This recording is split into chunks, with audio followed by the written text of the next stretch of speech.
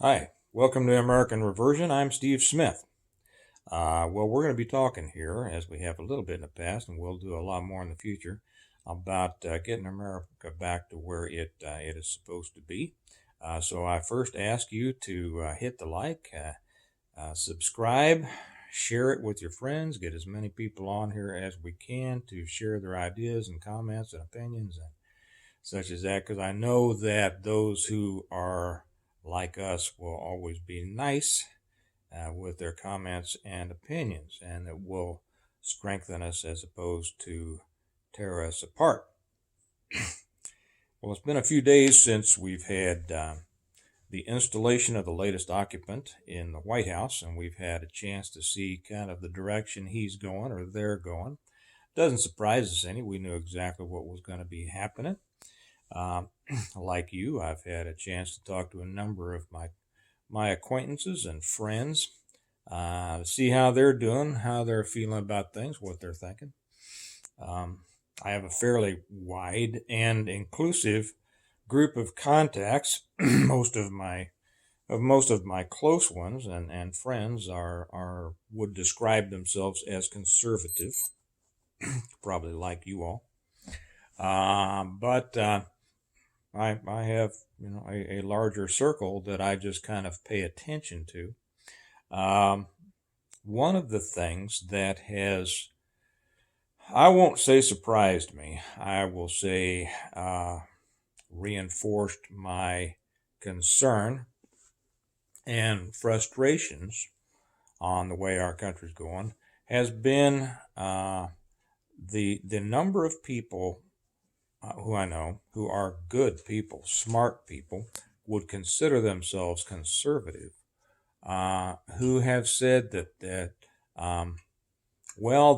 not all that disappointed in what has happened with this election, no more than with the result of the past election, and we're hoping that somehow we could just get back to getting along, because they feel that's what America is about: getting along and working together and compromising and such as that.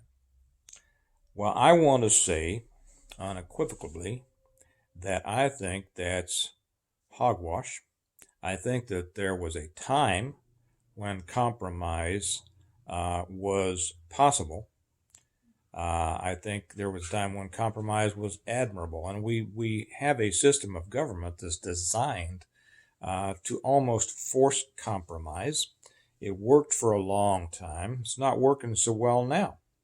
The reason is that, as I've explained to several friends just lately, if you go back to when I was a youngster in the 50s and 60s, and even a little bit into the 70s, although things were changing then, most everyone, regardless of race, religion, political party, whatever, felt pretty much the same about the basic issues of life.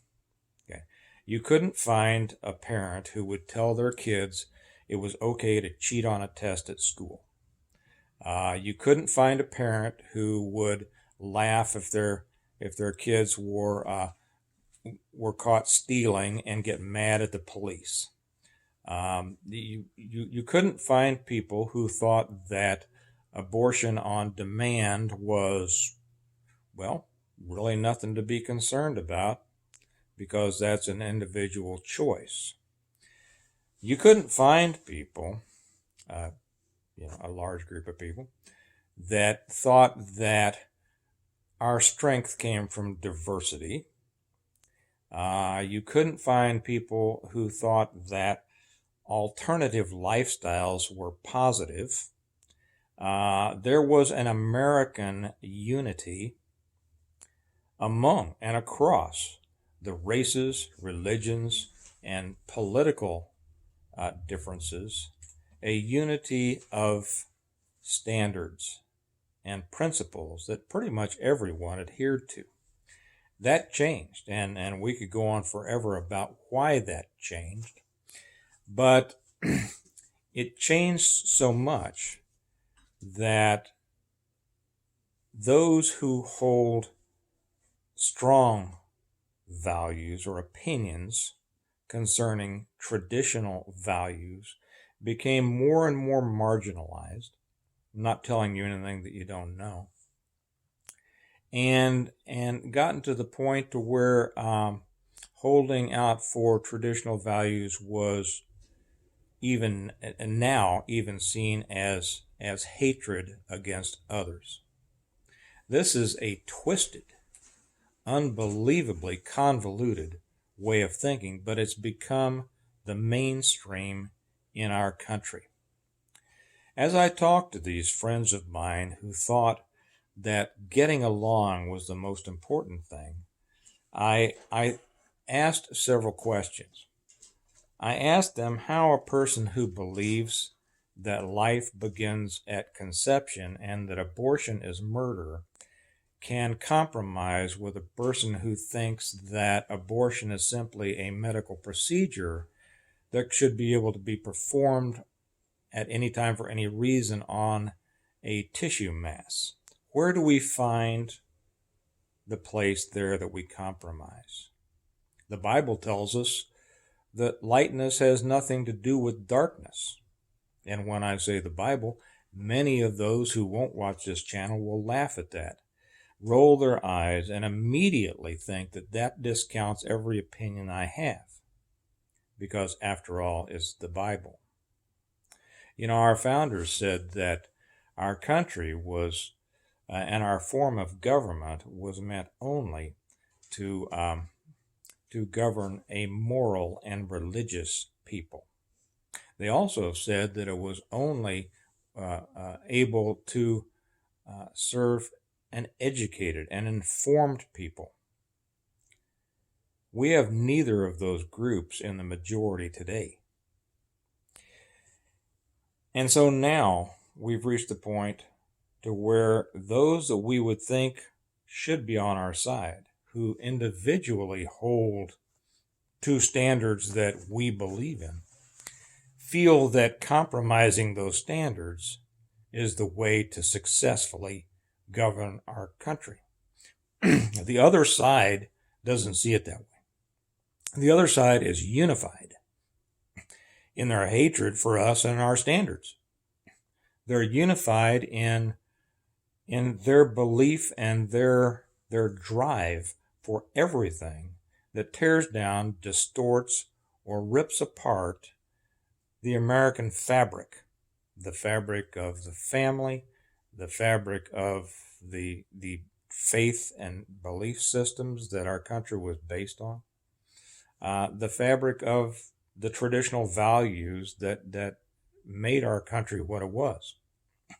When I explain to people, these people that think that we should just get along, and I ask them these questions, why should we compromise with those things we feel to be wrong? They don't have an answer. They just kind of shake their heads as if, well, somebody needs to find a way to do it. Well,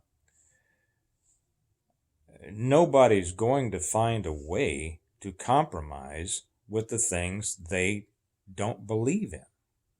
The other side doesn't compromise with us. They have no desire to compromise with us. And yet too many on our side, or what we think of as our side, are just not only willing, but searching for a way to compromise with those whose beliefs are diametrically opposed to the ones they profess to have.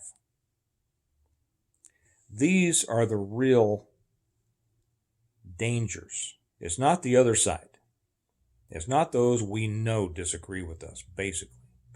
It's the ones that we would think, because they're good people, because they're educated people, because they're thoughtful people, the kind of people that you used to see on Norman Rockwell pictures, right? They're the families that sit around at dinner at night. They're the families that go to church together.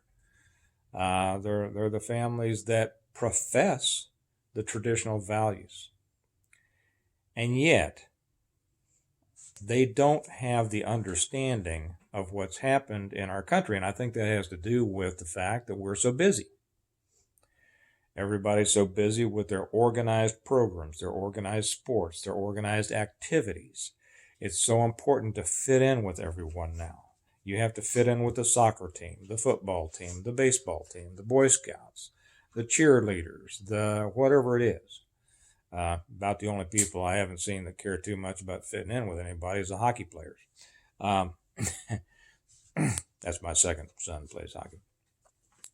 But it's become so important with getting along that it seems it's become less important to stand up for what they think is right, if they even have an understanding and a true belief of what they think is right. I asked a couple of them if they had ever read a couple of books, because I wanted to explain to them how our country got to be this way. And I wanted to be able to hopefully have a discussion with them that would guide them, back just to see the danger of their failure to stand up. They hadn't read either one of them, and I won't claim to have read all of either one of them myself, but I'm about to read both of them. I'm familiar with both of them. And I'm going to read in the future some things out of each one of them. The first is The Naked Communist. It's by Cleon Skousen. And it lists in here 47 goals of the current communist agenda. Now, if you wonder, why am I bringing up communism? It's because we are in the latter stages of the accomplishment of those goals. If you haven't watched Agenda 1 and Agenda 2, I think I might have mentioned those on here before, I'd suggest you get those, and I think they're available on YouTube. So watch them. And it is how the communist plan took hold in America way back in the 20s and 30s, and is now starting to realize itself. And in a future video, I'm going to read the 47 goals of communism. If you want to get this book, again, it's The Naked Communist by Cleon Skousen. And probably every family that wants to save this country ought to be reading that and then reading it to their kids. The second is one I'm sure most of you have heard of. And it's the one because it was almost the Bible of Obama. And it was written by his mentor, Saul Alinsky, Rules for Radicals. These are the things on which the devolution and destruction of our country have been based. If we're going to have any hope to fight back against this, we first need to understand the enemy, and these people are the enemy because they're after the destruction of our country, our families, and our kids. And it's time to stop pussyfooting around and hemming and hawing and not calling things what they are. I have a good friend who works at a very large corporation who does very well within that corporation. And the corporation is extremely proud of its support for different diverse movements. My friend finally, at this last election, became so frustrated with having to keep his mouth shut, he actually put up a Facebook page and just started filling it with his political beliefs. And it went everything from the stolen election to the ridiculous, in his opinion, and I share that, but I'm not going to slam anybody who differs in it. The ridiculous mask mandates. And the reason that I don't slam that is because everybody gets information from different places. And you're going to, nobody has access to all of the information. And so we have what we get, and sometimes information leads the same people to different decisions, and sometimes they reach different decisions because they get different information. So anyway, this isn't a personal argument about those things.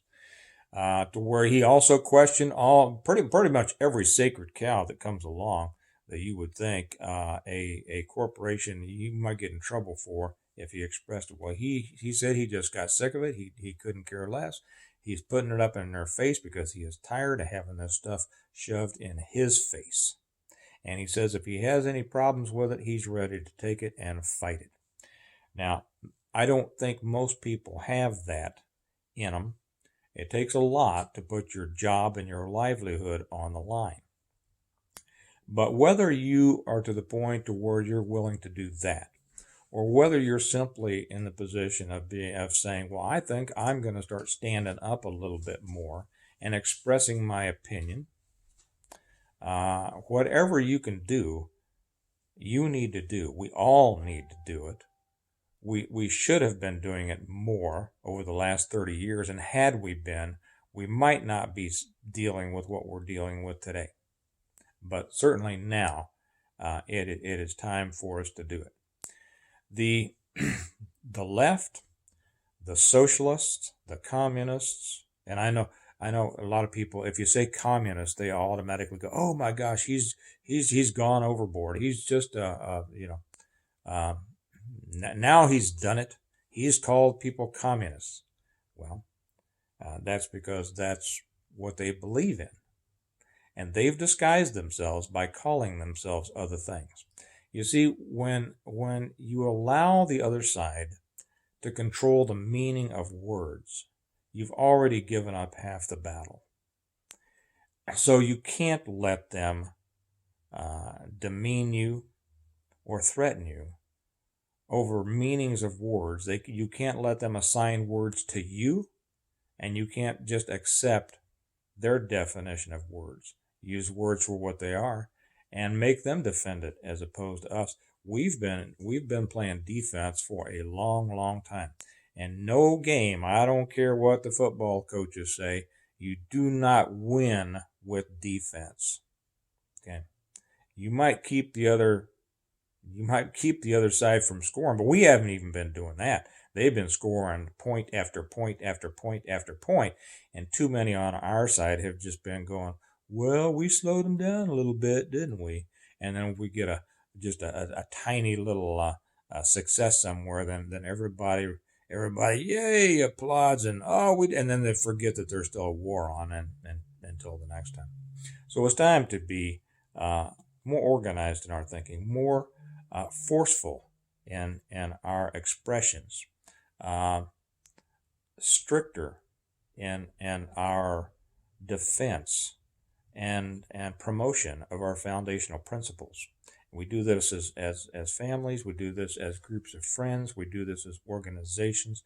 We must start supporting those more actively who are aligned with us and standing against those who are not.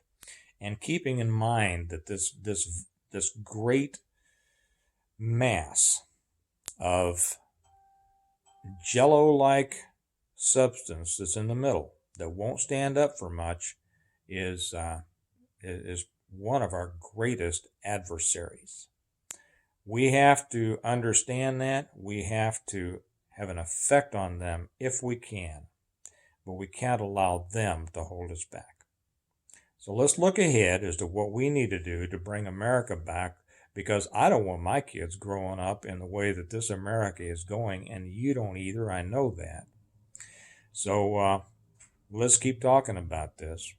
Again, you might want to pick up these books and read it, because it is the game plan. You know, if you're playing a game against another team and you have a chance to get their playbook and you don't, you deserve to lose, right? The Naked Communist, Rules for Radicals. I'm reading them. You should be too, and we should be acting on them. So I'll leave it at that for now. Remember that America needs a reversion, and it needs you to be a part of it. It needs you to personally be a part of it, and it needs you to be out there talking to your friends and getting them involved too. So you all have a great day. I'll talk to you later. Bye-bye.